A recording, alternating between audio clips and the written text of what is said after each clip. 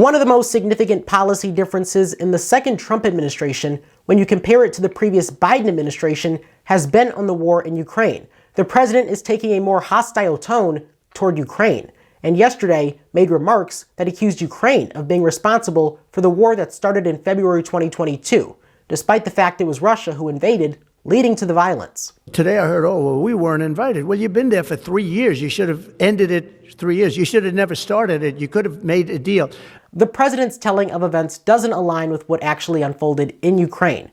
But today, rather than walking back those comments, he went further, even attacking former President Biden, as well as the president of Ukraine, Volodymyr Zelensky. Here's part of what he had to say in the Post. Quote, "This war is far more important to Europe than it is to us. We have a big, beautiful ocean as separation."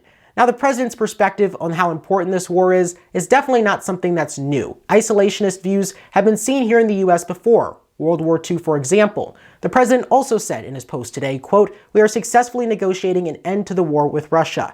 And that second part of this statement could result in the US bumping heads with its European allies, who have made it clear where they stand on resolving this war. And part of that is having Ukraine at the table. In a speech that was delivered to the OCSC, the UK's political military counselor said, quote, "Russia could end this war tomorrow if Russia chose to respect Ukraine's sovereignty and withdraw its troops."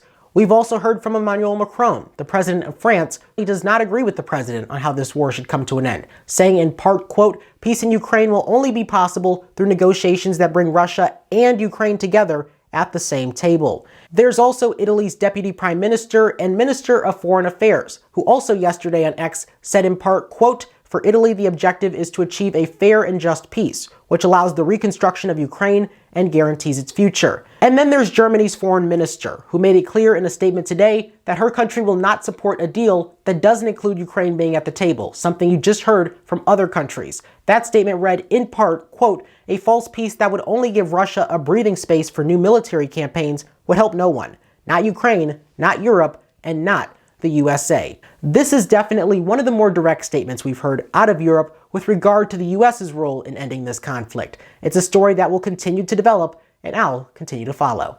Reporting in Toledo, Ohio, I'm Jaden Jefferson.